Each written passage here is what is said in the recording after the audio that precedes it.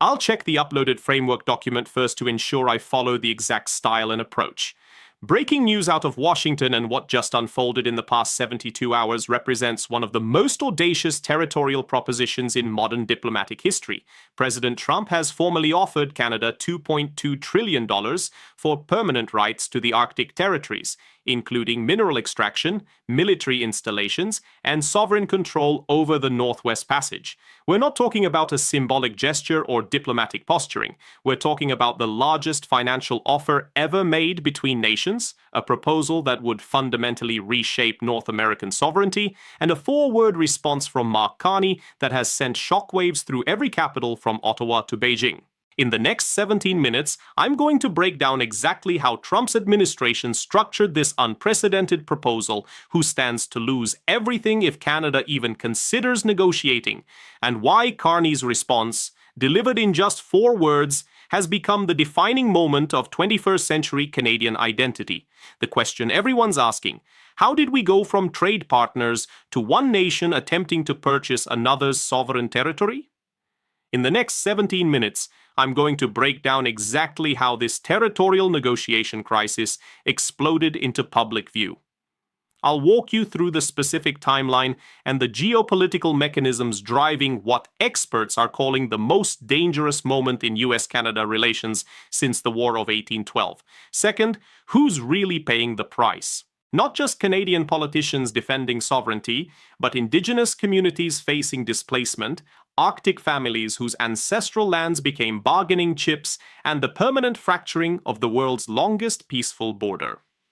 Third, what leading international relations experts are saying about where this leads next, including the 6 to 12-month consequences for NATO, Arctic security, and the entire post-war international order that most people aren't seeing yet. The question on everyone's mind: at what price does a nation's sovereignty become negotiable? Let me paint you the picture of what just happened. On January 23rd, 2025, senior Trump administration officials presented Canadian counterparts with what they described as a confidential proposal for Arctic cooperation during routine bilateral security meetings in Ottawa. But this wasn't about cooperation. According to 3 sources with direct knowledge of the discussions, the document outlined a $2.2 trillion payment structure in exchange for permanent American rights to Canadian Arctic territories spanning nearly 1.4 million square miles. The proposal included mineral extraction rights valued at $15 trillion over 50 years, military base installations across the Arctic archipelago, and what the document termed exclusive navigation authority over the Northwest Passage. But this didn't happen in a vacuum. This is the culmination of an Arctic strategy that Trump's team has been developing since his return to office. To understand how we got here, you need to know that the Arctic contains an estimated 13% of the world's undiscovered oil, 30% of undiscovered natural gas, and rare earth minerals critical for military technology worth potentially $20 trillion. As climate change opens previously ice-locked passages, the Northwest Passage is projected to become the world's most valuable shipping route by 2035, cutting transit times between Asia and Europe by 40%. Russia and China have been aggressively positioning for Arctic dominance for over a decade. By December 2024, intelligence briefings to the Trump administration showed China had established research stations within 200 miles of Canadian Arctic territories, while Russian military presence in their Arctic region had increased by 300% since 2020.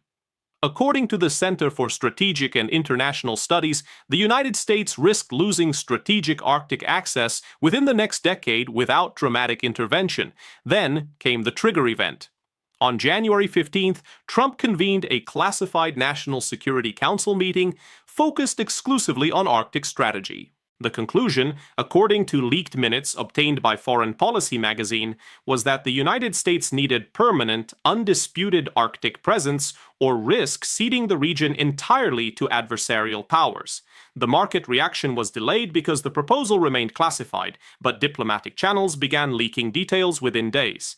On January 23rd alone, Canadian intelligence agencies detected 17 separate attempts by American officials to establish back-channel communications with provincial leaders in Yukon, Northwest Territories, and Nunavut bypassing federal authority in Ottawa. But here's what makes this different from previous US territorial ambitions.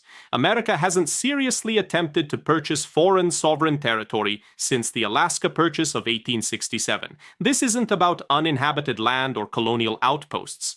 We're talking about territories home to 50,000 people, many of them indigenous communities with land claims dating back thousands of years, and a proposal that treats Canadian sovereignty as a transaction rather than an absolute principle. So how exactly does this Arctic rights proposal work? And why is it backfiring so spectacularly in diplomatic terms? Let me break this down in simple terms. Think of it like this. Imagine your neighbor offers you money for permanent access to your backyard because they want to build a security fence and maybe drill for oil. They're not asking to buy your house. They're asking to own part of your property while you still live there. But that fence changes everything. Who controls your property line? Who decides what happens on land that's technically yours but functionally theirs? And what happens to your family members who've been using that backyard for generations? That's essentially what Trump's proposal does to Canadian Arctic sovereignty. The $2.2 trillion figure sounds massive, and it is. But let's put it in context. The proposal spreads payments over 25 years, meaning $88 billion annually. Canada's annual GDP is $2 trillion. The mineral resources in the affected territories are conservatively valued at $15 trillion over 50 years.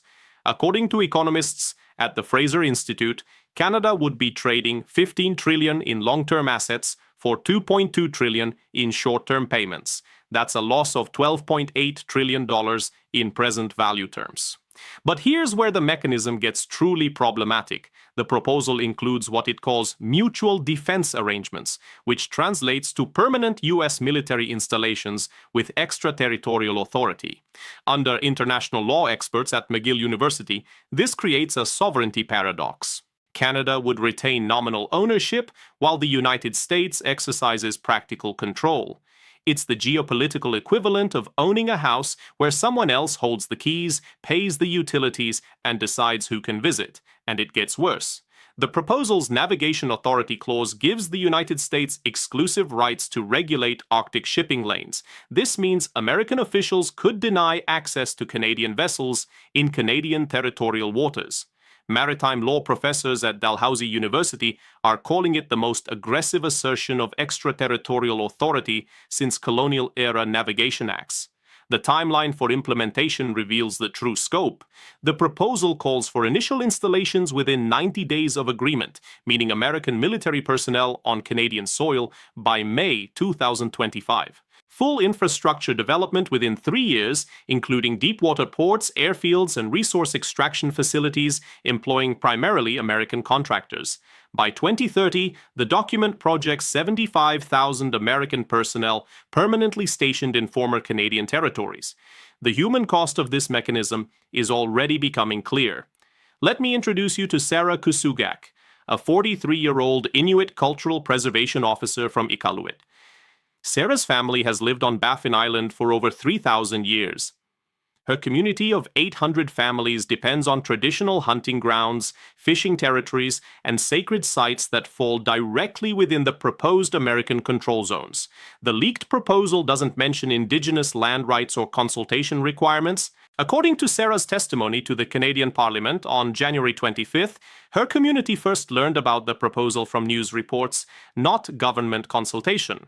Her hunting territories, where she teaches traditional practices to her 3 children, would become restricted military zones under the American plan.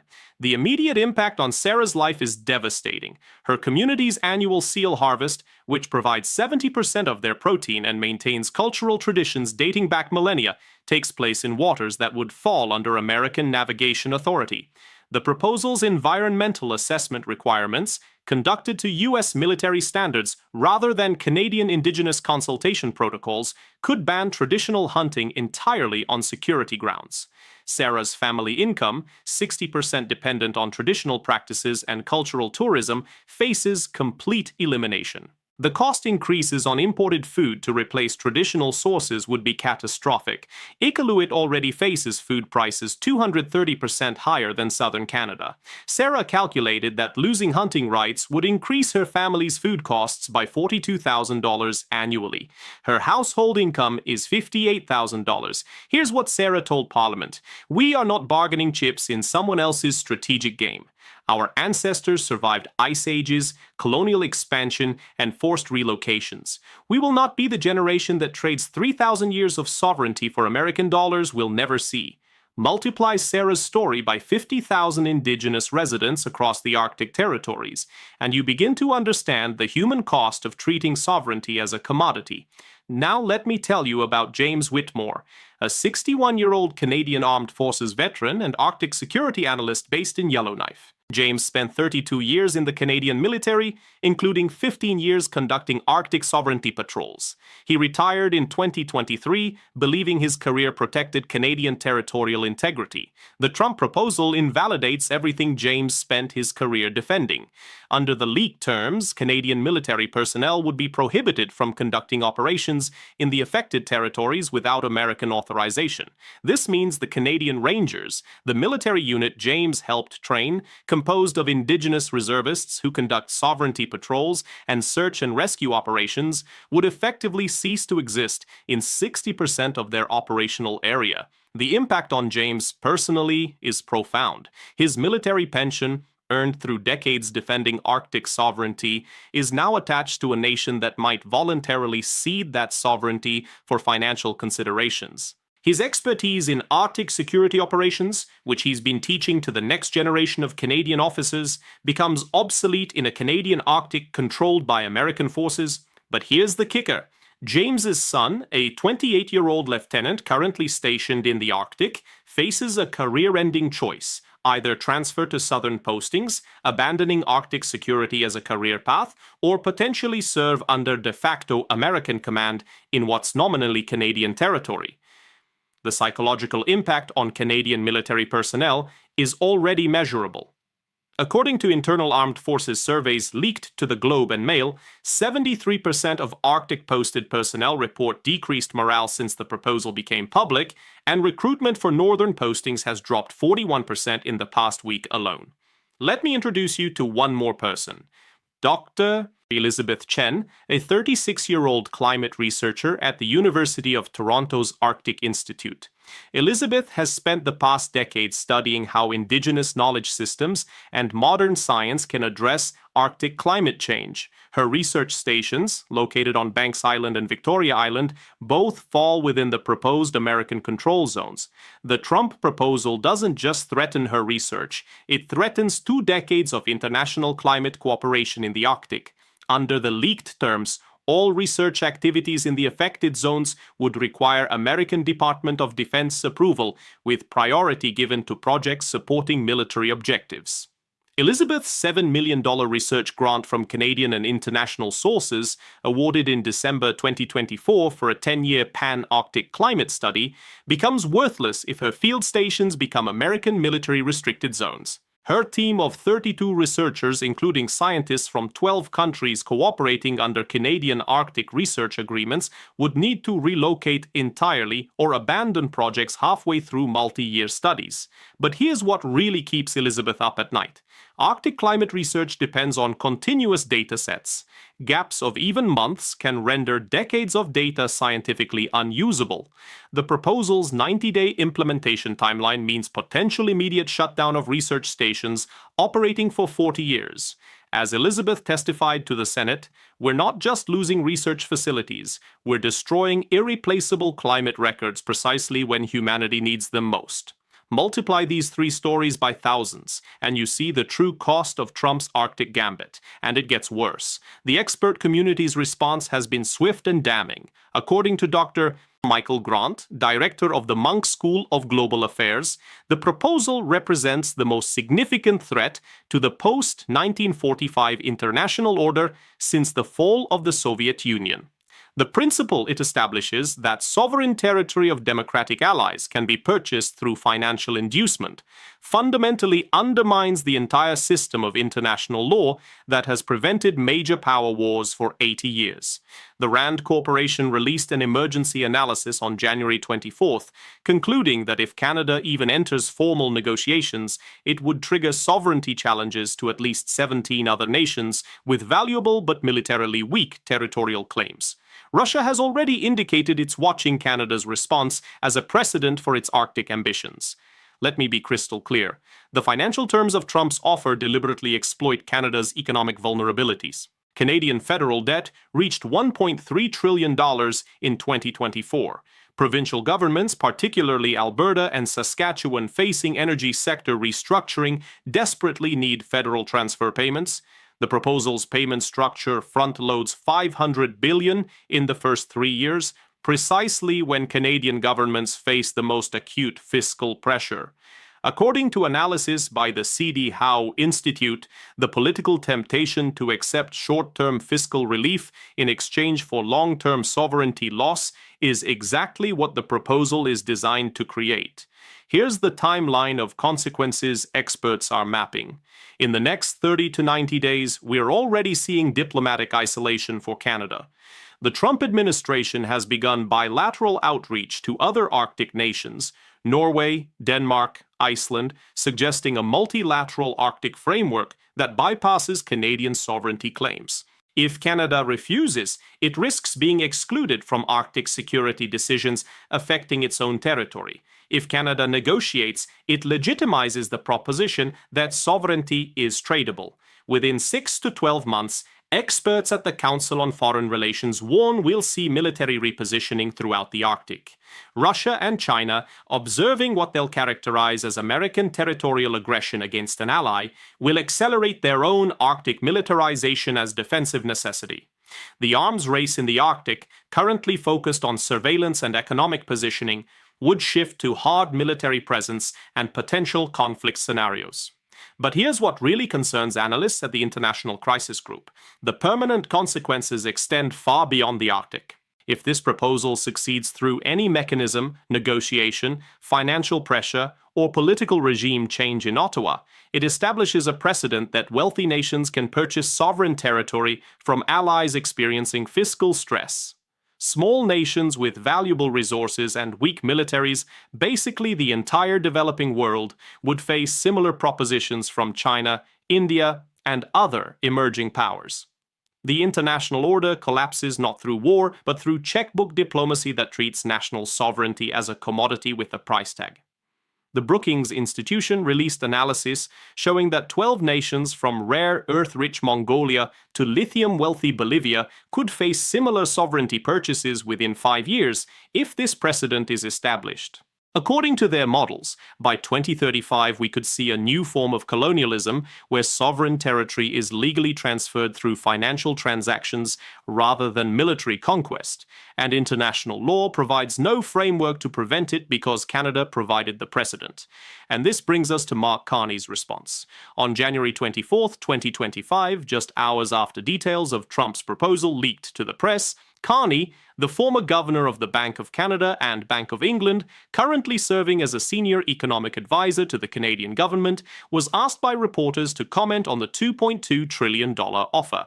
His response was 4 words. Canada is not for sale. Those 4 words have become the most significant diplomatic statement of 2025. Here's why they matter. Carney didn't engage with the financial terms.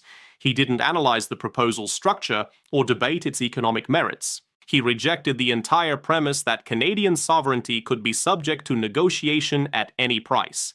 According to diplomatic historians at the Canadian International Council, but here's the kicker. The market response to Carney's statement reveals the deep global anxiety about American policy. Canadian dollar strengthened 4.2% against the US dollar within 24 hours, the largest single-day gain in 12 years, as international investors backed Canadian sovereignty. Conversely, U.S. Treasury bond yields spiked 37 basis points as global confidence in American diplomatic stability plummeted. According to Goldman Sachs analysis, Trump's Arctic proposal and Carney's rejection have cost the United States an estimated $130 billion in increased borrowing costs within the first week, dwarfing any potential strategic gain from Arctic access. Let's recap the three critical points. First, who pays for Trump's Arctic ambition? Sarah Kusugak and 50,000 Indigenous Canadians face displacement from ancestral lands. James Whitmore and 30,000 Canadian military personnel face the destruction of careers built defending sovereignty. Dr. Elizabeth Chen and hundreds of international researchers face the collapse of critical climate science. Canadian citizens face the psychological cost of their government even considering selling sovereignty, and ultimately, the entire international community pays through the destruction of the post-war order that has prevented major conflicts for 80 years. Second, the scale with numbers. $2.2 trillion sounds massive until you realize Canada would be trading $15 trillion in resources for less than 15% of their value. 50,000 Indigenous residents would lose sovereignty over 1.4 million square miles of ancestral territory. 73% of Canadian Arctic military personnel report catastrophic morale collapse. The proposal could trigger sovereignty challenges in 17 nations within 12 months and establish precedent for checkbook colonialism affecting potentially 50 nations by 2035. Third, the permanent consequences. Mark Carney's 4 words, "Canada is not for sale," don't just reject Trump's proposal. They reject the entire premise that sovereignty has a price. If this moment is mishandled, through resumed negotiations, political pressure, or regime change designed to find a more compliant Canadian government, the international order doesn't just crack. It fundamentally transforms into a system where wealth determines territorial control, where fiscal stress makes small nations vulnerable to territorial purchase, and where the principle of sovereign equality that has prevented great power wars since 1945 becomes obsolete. Once that precedent is established, no amount of military spending or diplomatic posturing will restore the principle that nations, regardless of size or wealth, possess inherent sovereignty that is not for sale. If you found this analysis valuable, make sure to subscribe and hit the notification bell so you don't miss future coverage of this developing crisis. Share this video with anyone who needs to understand what's really at stake in the Arctic. Here's what keeps me up at night. We're not just watching a dispute over frozen territory or mineral rights or strategic shipping lanes.